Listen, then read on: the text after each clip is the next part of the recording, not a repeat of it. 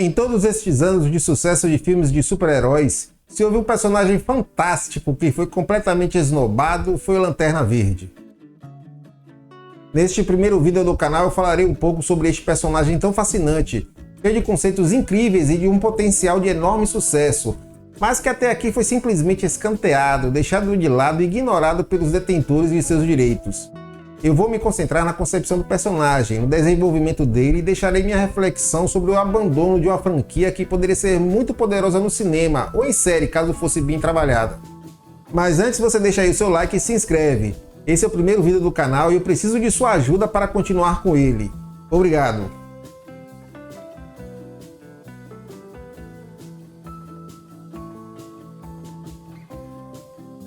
Lanterna Verde é o nome de diversos personagens da DC Comics que possuem uma característica em comum. São portadores de anéis que criam imagens e objetos plasmados complexos de acordo com a vontade de seu portador. O poder do anel é limitado apenas pela força de vontade de seu usuário e deve ser recarregado periodicamente em uma bateria que se assemelha a uma lanterna.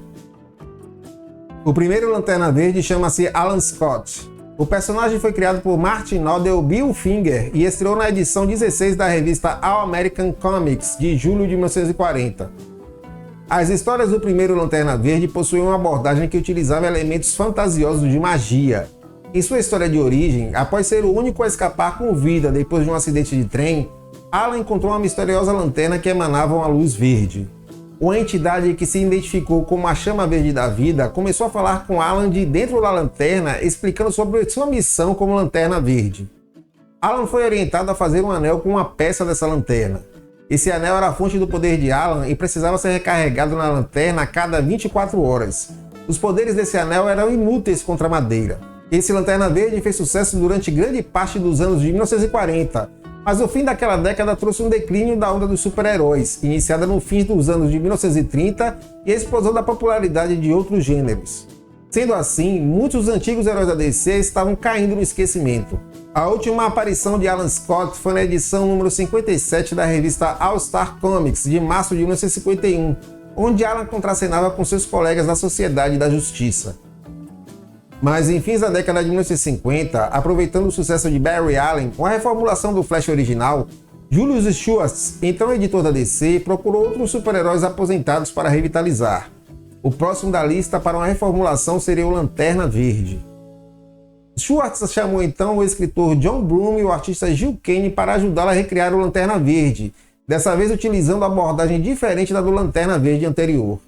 Agora, sob uma perspectiva mais moderna, em vez da magia utilizada por Alan Scott, o novo conceito de Lanterna Verde utilizaria elementos de fantasia mais focados na ciência. O Lanterna Verde agora seria parte de algo maior, uma tropa espacial comprometida na defesa de um universo dividido em vários setores, cada um sob a responsabilidade de um membro dessa tropa. Foi então que surgiu Harold Jordan, ou Hal Jordan, um piloto de caça que se tornou o novo Lanterna Verde. Hal apareceu pela primeira vez nas páginas da edição 22 da revista Showcase, de outubro de 1959. Hal se tornou Lanterna Verde graças ao anel que foi dado a ele por Abin Sur, o Lanterna Verde alienígena que protegeu o setor 2814, setor espacial onde se localiza a Terra. Ao ser mortalmente ferido em combate, Abin Sur veio à Terra e, antes de morrer, passou a Hal Jordan o anel e a guarda do setor espacial protegido por ele. Ao receber o anel, Hal começou a fazer parte da Tropa dos Lanternas Verdes, uma força policial intergaláctica cujos membros são convocados, qualificados e monitorados pelos Guardiões do Universo.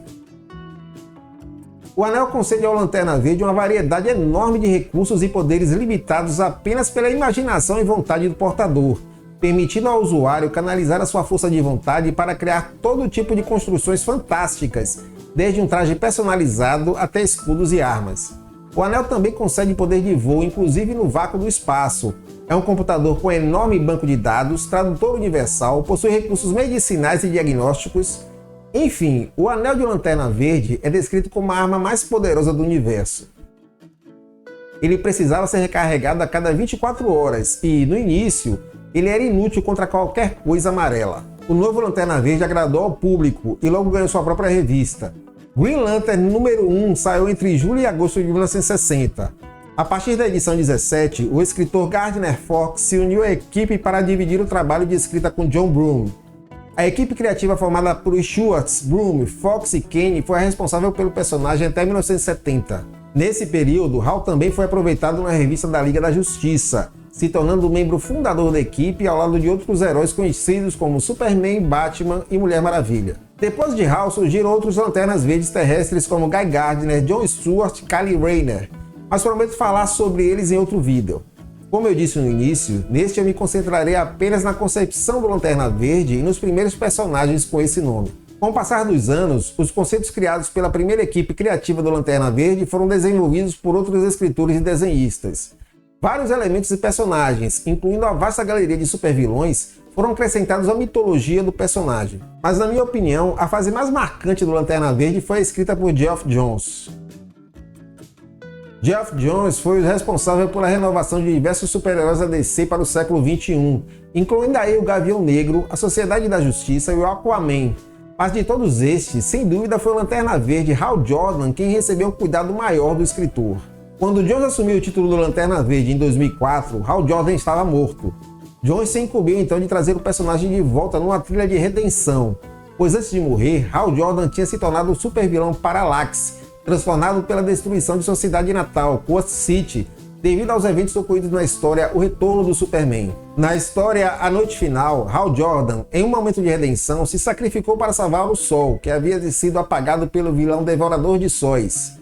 Após sua morte heróica, ele se transformou no Espectro, um ser sobrenatural que serve como agente da ira divina no universo DC. A fase de Geoff Johns à frente do Lanterna é muito celebrada entre os leitores, pois além de trazer Hal Jordan de volta ao panteão dos maiores heróis da DC, nela Johns aproveita elementos antigos do personagem, desenvolvendo-os e exacerbando-os para a inserção de novos elementos. É nesta fase que vemos a criação e o incremento de todo o espectro emocional das cores, bem como o surgimento de novas tropas, cada uma representando uma cor e o sentimento correspondente de cada cor deste espectro. É nesta fase também que os anéis do Lanterna Verde deixam de ser vulneráveis ao amarelo. Em paralelo ao trabalho de Johns à frente do Lanterna, o escritor Peter D. Thomas trabalhava na Tropa dos Lanternas Verdes. Ele escreveu vários títulos focados na tropa, como Tropa dos Lanternas Verdes e Tropa dos Lanternas Verdes, Guerreiros Esmeraldas. Durante sua passagem por esses títulos, Thomas mostrou uma enorme habilidade em desenvolvimento de personagens a lidar com lanternas verdes de inúmeros planetas, escrevendo histórias emocionantes e significativas da tropa. Tanto o trabalho de Johns quanto de Tomasi são altamente respeitados pelos fãs do Lanterna Verde e são considerados partes fundamentais das histórias desses personagens. É a partir da junção dos trabalhos de Johns escrevendo Hal Jordan e Tomasi escrevendo a tropa que os leitores são brindados com arcos de histórias fantásticas, verdadeiros clássicos das histórias da DC, como A Guerra dos Anéis e A Noite Mais Densa, que utilizam tudo o que foi desenvolvido por Johns e Tomasi à frente dos Guerreiros Esmeraldas. São histórias cujas leituras valem muito a pena, pois fornecem horas de um excelente entretenimento, muito bem escrito e desenhado pelo melhor material humano disponibilizado pela DC na época. A grande maioria dessas histórias do Lanterna foram desenhadas pelo excelente Ivan Reis, artista brasileiro e um dos meus preferidos. Patrick Gleason e Tom Nguyen eram responsáveis pela arte da maioria das histórias da Tropa dos Lanternas Verdes. É realmente uma fase excelente dos títulos Esmeraldas, mas eis que nem ela e nem o enorme sucesso dos filmes de super-heróis foram suficientes para dar disposição ao Warner para produzir um bom filme do Lanterna Verde. Em vez disso, a única coisa que a Warner conseguiu produzir foi aquele filme horrível com Ryan Reynolds em 2011, que hoje é motivo de constante piada do próprio Reynolds. Aquilo foi um exemplo exacerbado de completa indisposição e ignorância dos envolvidos. Em 2011, a introdução da Marvel nos cinemas já tinha acontecido com os bons filmes do Hulk e do Homem de Ferro. E olha que Tony Stark, criado lá na década de 1960, não era conhecido do grande público até a estreia do filme do Homem de Ferro em 2008. Foi uma aposta que deu muito certo. Os filmes do Thor e do Capitão América estrearam nos cinemas no mesmo ano do péssimo filme do Lanterna.